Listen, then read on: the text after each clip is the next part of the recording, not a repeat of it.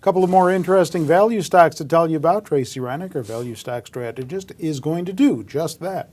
And I don't know if you've talked about these before, but I know they've been talked about many times around here before. Humana is one of them. Right, one of the largest HMOs. They're kind of interesting right now because of the whole Obamacare thing. I know I've covered a couple other of the HMOs in the recent weeks because for this very reason. They're entering into these interesting exchanges, and they're entering into states they otherwise wouldn't have. Humana just announced that they're going to cover, I think it was like 36 counties in Mississippi that no other insurer would go in for the Obama exchanges. So, they're going to add a lot of new customers. That's kind of been the key with these guys. And they also have Medicare Advantage and stuff where they're also adding a lot of customers. Now, Humana is actually going to be reporting this week when we're taping this. So by the time someone's watching this, they might have reported already. But I was okay with, still talking about them before their actual earnings report because they've beaten almost every quarter in the last 5 years. They've only missed twice. That's a very good track record, of course. Past performance is no indicator of future, but their group as a whole has been reporting really good numbers this earnings season. So I feel pretty confident that they're going to follow along with their peers, and it's going to be a pretty good quarter. The analysts also tend to think that because the estimates have been rising going into this number. So, I'm expecting another, like I said, good quarter. All right. Interestingly, these stocks didn't do much earlier in the year. Everything else was rallying. Nobody really cared about the health insurers. I think some people were nervous about, looming Obamacare issues.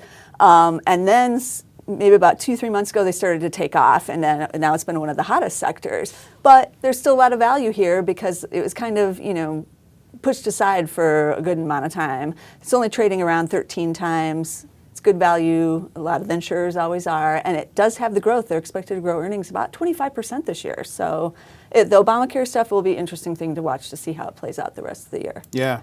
All right, then there's Ryland Homes, RYL. Yeah, they've already reported. I don't think I've done a home builder in a long time, Maybe actually. Not. Yeah. I know somebody. Yeah, I know we've been covering them because they got so much good growth. But finding one that's been a value has been a little more difficult. There are a few that pop through, but this whole sector is really sold off. So now suddenly they're showing up on the value screen. Kind of excited to do Ryland. They're kind of not the lowest end, but they're kind of the mid-range home builder. They're in 14 states. They're in some real good geographic locations for the recovering housing market because they're in kind of the hotter metropolitan areas, Southern California, DC area. They're in Florida, they're in Illinois, and they're near the big cities where the job growth is happening and now people are buying houses again. So their earnings report was very good. They beat. Backlog increased, new orders was good. They had an increase in their medium home price, so they're able to control their inventory. And like a lot of the home builders, they're able to push through a little bit higher prices here. That's all good. They have been acquiring some smaller builders too, because they're a little light on the land side of the situation. So they're just buying other builders. They're expected to have about 260 active communities right now, and that's about a 24% gain from a year ago. So the key for the home builders is to build homes, obviously. I put up a price and consensus chart here because I think it's interesting. Analysts love the home builders right now. So you can see it's really rising and going to the right. This is what you want to see, consistent earnings growth. It wasn't good a couple of years ago, but now we're really starting to see the recovery kick in with housing. So unfortunately, investors, or fortunately for value investors don't like it now. We're starting to get a little bit of rocky numbers in the new home sales. Not bad, but they did decline a little bit in June from what everybody expected. So now with the slightly rising mortgage rates, people are thinking, oh no, things could go bad again. So they've sold off all these stocks. They did have big runs, so it's not surprising some people are cashing in the gains. But now, Ryland's trading around 10 times. That's pretty cheap. It's off big.